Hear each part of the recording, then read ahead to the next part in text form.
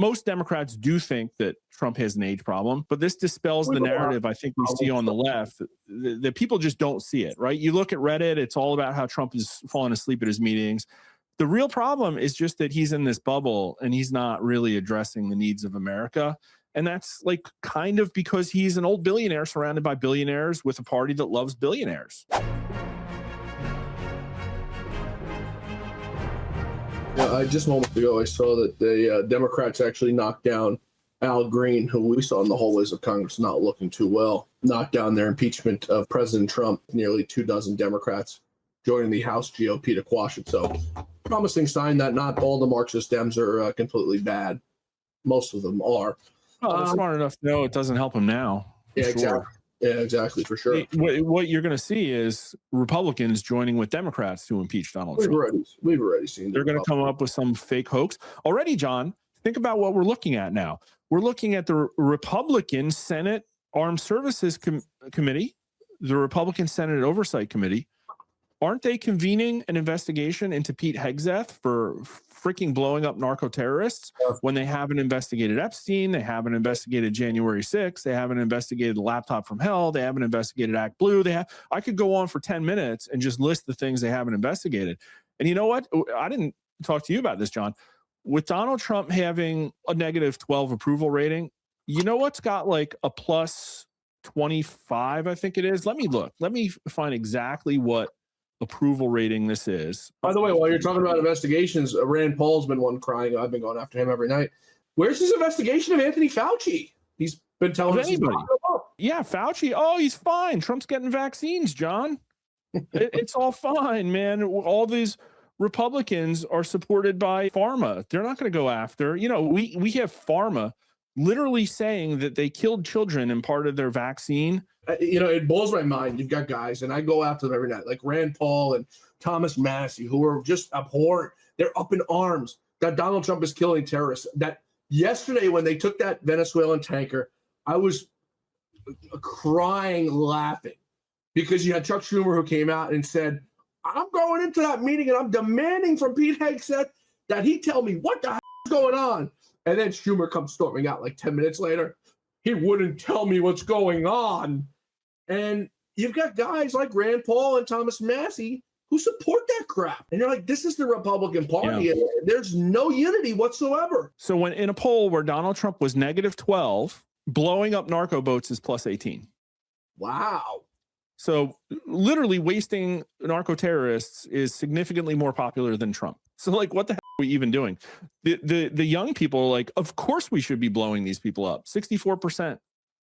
64 freaking percent. Someone should send that poll to Rand Paul. I wish I had his cell phone number because I would have texted him and told him how big of a fool he is. I mean, maybe he doesn't want to run for re-election. But then again, you know what?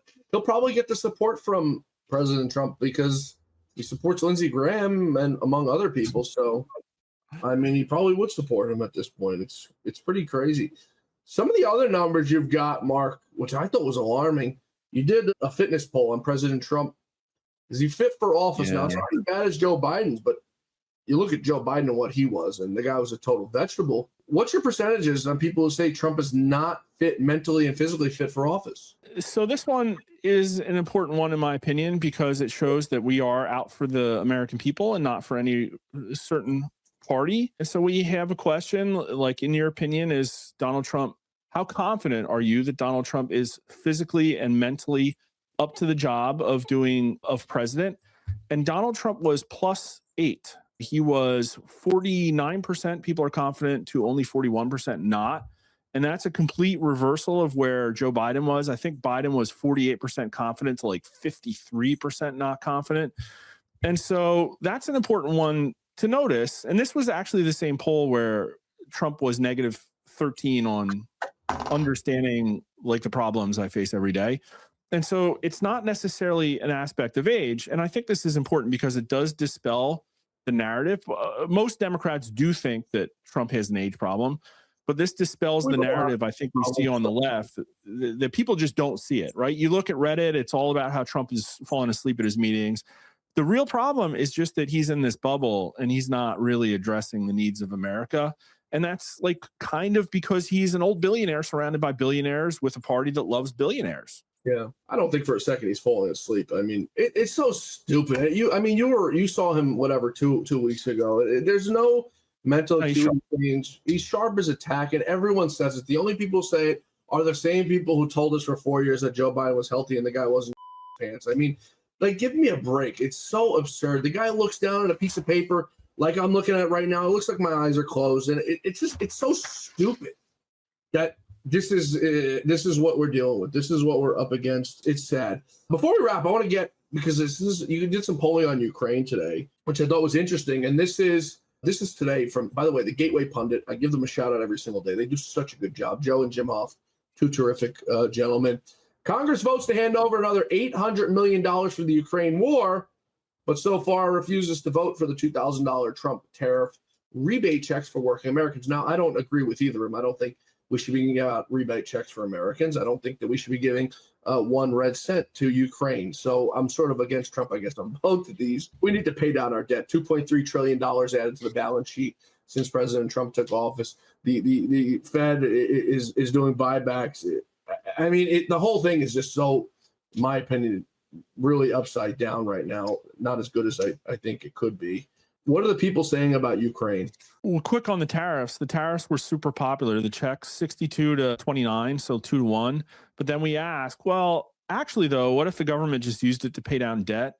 And the tapped out American consumer that has been squeezed for every drop is like, no, government, you need this more than us. And it was 45 to 29. So that's really freaking incredible. And it shows you an aspect of fiscal conservatism that the people have.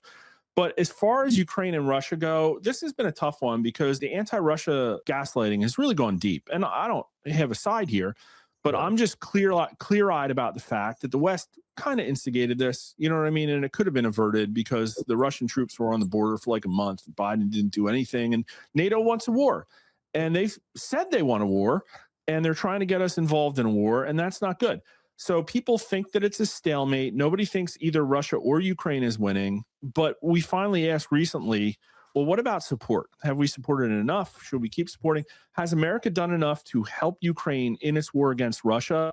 And it's 40 yes to 41 no. But for Republicans, it's 59 yes to 26 no. So Republicans are they're over. They're plus 33 saying we have done enough for Ukraine. The number among Trump voters is even higher. But then the whole point was to contrast. Has America's European allies done enough to help Ukraine in its war against Russia? 27% of America says yes, 48% say no.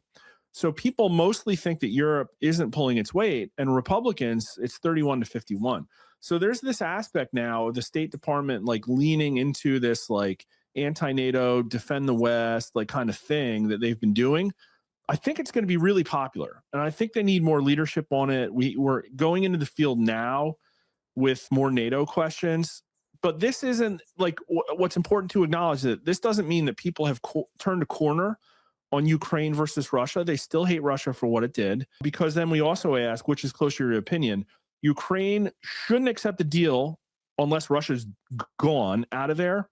Or it's more important to end the war now, even if Ukraine has to give up its territory. So people actually think by a 2 to 1 margin that Russia needs to go and Ukraine needs to keep all its territory, which in my opinion is crazyville. Like that's not reality.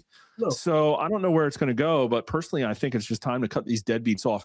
If Zelensky doesn't even have the respect for the American taxpayer to read Trump's peace deal, like that should have ended it, in my opinion. Yeah, and that would have been leadership. He came out right away. He said, oh, no, we've got this peace plan that we want to look at. It's clear that Europe doesn't want an end to the war, and everyone's like, oh, well, Putin's crazy because he came out last week and said, I'm ready for war with Europe. I mean, what the hell are we supposed to do? Europe's there stoking this war. They don't want any peace deal. They want the war to keep on going on. So what is the deal? Does Putin just keep sitting there fighting? Is he not supposed to take any more territory? And I'm not defending Russia or Putin at all, but I'm saying, like, as a country, as a leader of a country, what more is he supposed to do? What is he supposed to do when Europe is doing everything they can from a peace plan not happening? That, to me, tells Vladimir Putin that they want to keep going to war. So what are you supposed to do as a world leader? I don't understand. Am I wrong? Am I wrong in my thinking on this? No, we need a wartime leader, John. We need Patton. And Patton wouldn't put up with this coke-addled, guy who's got, quite frankly, the fact that there was kind of like an implied red line over audits for fraud should have been the end for the American taxpayer. Like, violent, bloody, evil war, supporting that, I guess that's fine because we've done that in the past. But one where the American taxpayer is being milked by freaking foreign oligarchs that are stashing this away in yachts somewhere, that should have been a deal breaker. And it's not. And not only is it not a deal breaker, you got Lindsey Graham licking his chops about sending more crap over there. The only thing, and here's the thing, I don't want to beat up on Republicans too hard. It's like, okay, the $900 billion NDAA, fine, we need to fund the military. I'm actually surprised that those numbers are millions and not billions. I'm actually really pleased that the amount of money that we're sending to Ukraine now is only less than $1 billion, and Israel, less than $1 billion there. So I think it's a move in the right direction, but it's like, guys, what are you doing though? 326 days, you got to govern for the American people and not for the special interests. Yeah. Another thing they used to tell me all the time, pigs get fat and hogs get slaughtered. And it's looking like Zelensky's got himself a hog on his hands. The guy's taking way too much money with nothing to show for it. I think eventually he gets caught with his hands in the cookie jar. And I've said this from the beginning. I think he gets on a helicopter and flees somewhere because he's got caught. And I think the time is coming. I wonder how much he is. I think he might be like a front for somebody. I think he might be a puppet more than we think. And that's tough. He probably has some pretty tough demons he wrestles every night. I'm going to go out on the limb and say we see him disappear from Ukraine before we get a peace deal done. Hopefully I'm wrong, but that's just my sense on how things have progressed so slowly. And I've said from the beginning, I think it ends with Zelensky getting on a helicopter and disappearing somewhere where that's safe, like over the Black Sea. somewhere in Myanmar, maybe somewhere in Malaysia. Who the hell knows? But I think he disappears somewhere. It just doesn't seem feasible to me that this man has been totally honest. And if anyone catches him, it's going to be Donald Trump. And we know Donald Trump isn't too favorable to liars and cheats. So.